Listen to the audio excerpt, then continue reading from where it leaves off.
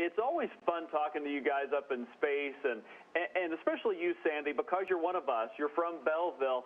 I'm curious, you've spent so much time up there, do you feel at home? I do feel at home. It's really amazing how quickly I became readapted to the station after we docked, just translating and understanding where things are at. And I've actually run across a few bags with my handwriting on it that still remain from Expedition 18. It's really quite funny. Tell us about this virtual meal today. I know, Sandy, you had some planning in all of this. This is going to be great for people to participate in. Oh, definitely. We try and, NASA tries very hard to find ways for people to participate in this space experience. And, of course, when we come back to our hometown areas like I have in St. Louis, we try and share their experience as much as possible because it is such a unique experience up here. All right. Before we go, I got to see. I've always wanted to ask you guys to do this. If you just set the microphone down. Sandy, Chris, could you guys turn a flip for us in zero gravity? All right. Look at Chris. I love it. There you go. I like the socks. Very nice. Awesome. Very nice. Chris, you're cracking us up. Now, see, that's the kind of space experience I want. That's right what we're going to miss right there, along with all the other great work these shuttle missions have done over the past 30 years. Thank you both for being with us this morning. We Sandy, you're the best. Thanks, you guys. Bye. We'll see you back here in St. Louis. Okay, every kid. It's great talking with you guys. Atlantis ISS, this is Houston ACR. That concludes the KTVI portion of the event. Please stand by for a voice check from KSDK TV.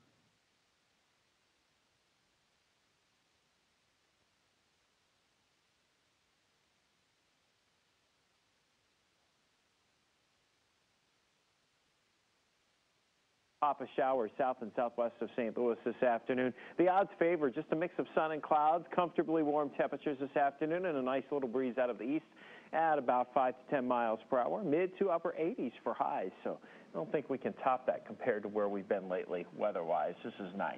Yes, it absolutely is. Another good news is that the accident I mentioned earlier on westbound 270 has already been cleared, so that was minor, so that's out of the way. You won't have any issues with that. Let's take a look at some travel times around the St. Louis and metro area. You can see 70 westbound, 4064 eastbound, and 5570 inbound. All good to go at this point. Shaded green. You're hovering around the 60-mile-an-hour mark. Let's take a look outside at the Boone Bridge. You can see here just east of the Missouri River that traffic is fairly light at this point in time, so you shouldn't have too many concerns or issues. And then switching a bit further north here, 70 just east of the Missouri River and the Blanchette Bridge. You can see traffic there is moving pretty smooth as well. Art? We have a new picture to share with you this morning. This is a huge fireball rising from a burning manufacturing plant in upstate New York. Atlantis ISS, this is Houston ACR. The client will be coming to you live in less than 1 minute. After 11 hours, the cause is under investigation.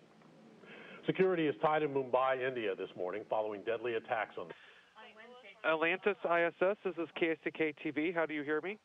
Shower killing 17 people and wounding 131 others. Indian police are busy. We have you loud and clear. Behind the assault.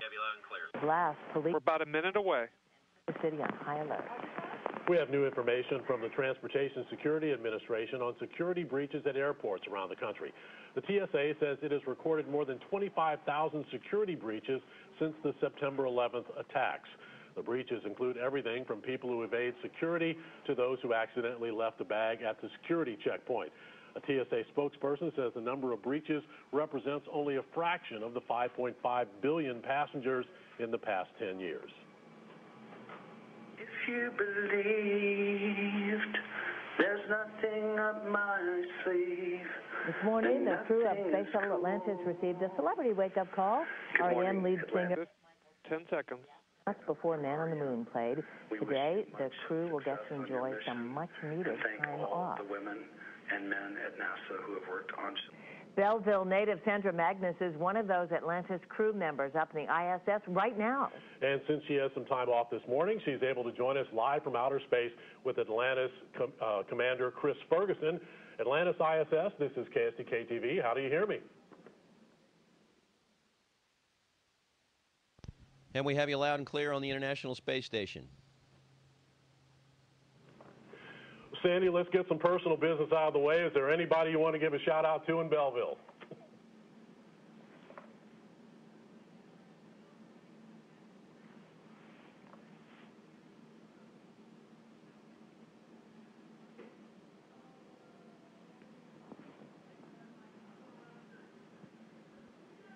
Yeah, I just want to say hello to everybody in the area, my family and my friends. It's a really nice time up here. I wish it could be here. A lot of conversation about this being the final shuttle flight. I'm wondering, is it bittersweet at all? Pessimists say the U.S. is in danger of losing its leadership in space. Optimists say retiring the shuttle program opens up new opportunities. Tell our viewers why they should care about the future of the U.S. in space. Well, first of all, let me address your first question about retiring the space shuttle. You know, space program is it's a wonderful thing that we have in the United States. We are committed to it. We have the resources to do it, and I think it's just fantastic. Plus, it gives tremendous opportunity for young men and women to enter fields in science and math. You know, we're not completely giving up on the space program. Of course, we still have this International Space Station. We're going to have American astronauts on it for years and years to come. Retiring the space shuttle does give us, however, some resources so we can make the next step to leave low Earth orbit and perhaps go back to the moon or maybe even to Mars. How does being in space affect the aging process for astronauts? Because you two look a lot younger than your years. Well, I don't know how it affects the aging process, but you certainly do feel good up here. It's amazing, really. I think one of the things I found about spaceflight was coming back to Earth and feeling what gravity is like and how much it's just pulling you down to the planet and weighing you down. And of course, up here we're in free fall. We're floating around in zero G, and it's a lot of fun and probably makes us look a little better too. Well, talk a little bit about the life of an astronaut on the space shuttle. One day you're spacewalking, the next day you're hauling trash or fixing a toilet. You've got a variety of tasks on this mission. Absolutely, not the least of which is to transfer about 10,000 pounds of food and supply over to the space station. Let me comment just a little bit on Sandy. Of course, she was here for about 4.5 months as a part of Expedition 18. And one of the first things I noticed, one of the first nights that we kind of all set up our sleeping bags and went to sleep, was the other 3 crew members. They were a little restless. They tossed, they turned, they had a hard time, including myself. I looked over at Sandy. She was sleeping soundly, all nestled in her sleeping bag like she had never left. She's so incredibly comfortable up here, and it's great to have her here and great to have her part of this crew. Well, we are so sorry we're out of time, but Chris Ferguson and Sandy Magnus, thank you so much for joining us, and keep up the good work. We certainly shall, and everyone, St. Louis, thanks for your support, and keep tuned into NASA. We're going to be doing great things. Will do. Our time right now is 6:17, still ahead.